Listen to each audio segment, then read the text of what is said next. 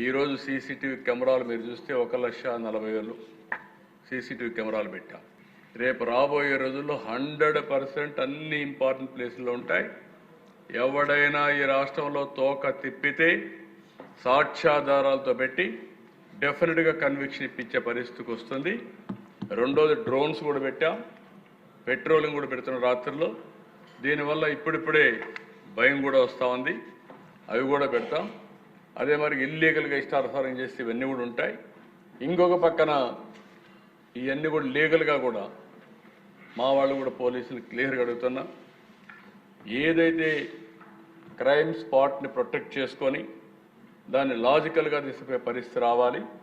ఇమ్మీడియట్గా police dogs కానీ forensic teams కానీ మొబైల్ ఇవన్నీ పంపించడం, ఆర్టిఫిషియల్ ఇంటెలిజెన్స్ కూడా ఉపయోగించుకోవడం, ఇలాంటి ఎన్ని టెక్నాలజీస్ ఉన్నాయో అన్నీ ఉపయోగించుకొని సమర్థవంతంగా పోలీసు వ్యవస్థను తయారు చేస్తాం, అన్ని విధాల కంట్రోల్ చేస్తామని చెప్పి కూడా నేను మీకు తెలియజేస్తున్నా.